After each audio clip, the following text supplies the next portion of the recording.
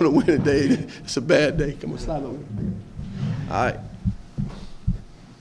Coach, you want to open the statement? Tell the two halves.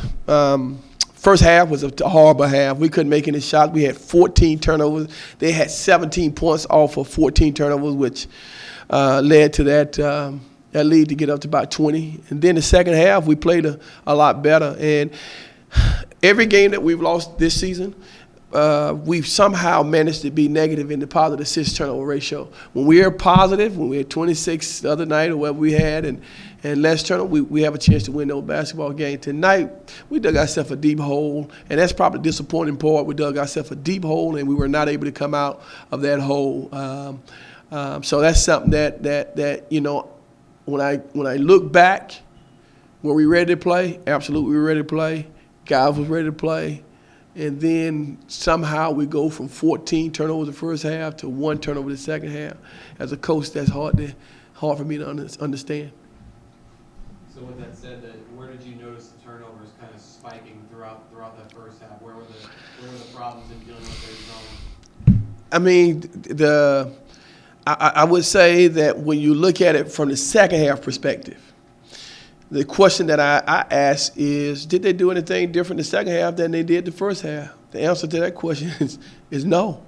We just made some errant passes that they ran out for layups, and you cannot do that. You cannot turn the basketball over, and that was one of the things we emphasized on the board. Take care of the basketball. Make sure you take care of the basketball. And those turnovers just were us being not careful with the basketball. I thought they were errant turnovers we shouldn't have. Obviously, this is the first time you've seen this program right. head-to-head.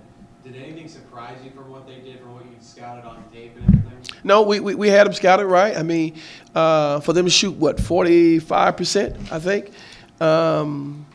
for the game. I mean, that's, for us, that's pretty darn good. And then when you look at, you know, how many points they scored, they end up scoring 71 points.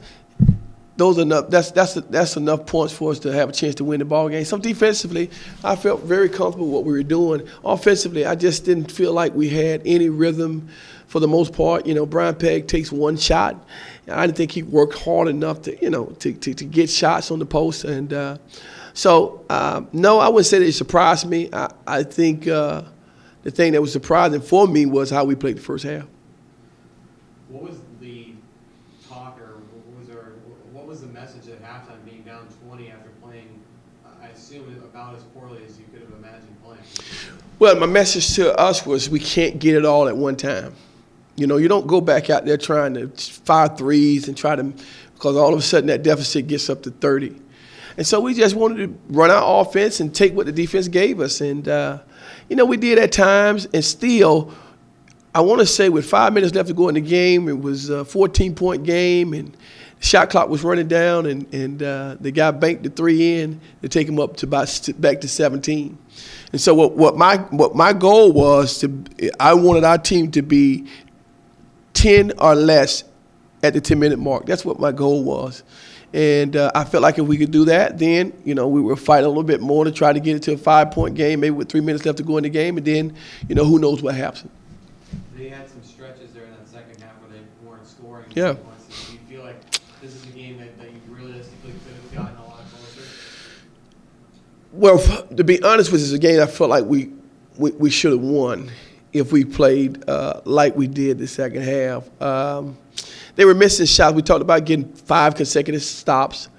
But then in turn, you got to go back on the offensive end and make some baskets too as well. And they missed some shots. And unfortunately for us, we just couldn't capitalize on those misses at time. We did sometime, but when we needed to capitalize and at the end of the game, when the second half, we didn't get that done. You know, it ended up being a 12-point game. We won the second half by 8, I think.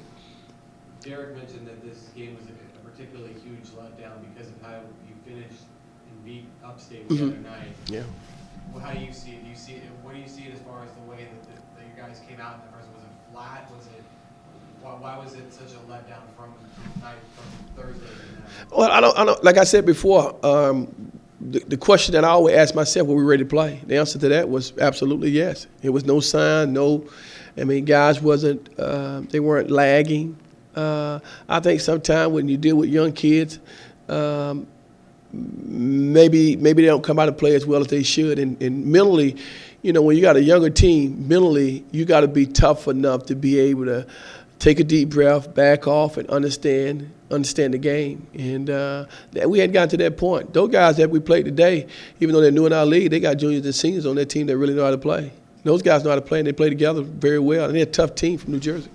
You have a long stretch of road games here. 8 out of 9, 7 out of 7 and 9. So what do you look to see from your team over the next 8 games, this very important stretch of your year? Well, I look for resolve, and this other thing I think about are these games that we feel like we can actually win. I mean, our conference, I feel comfortable saying yes.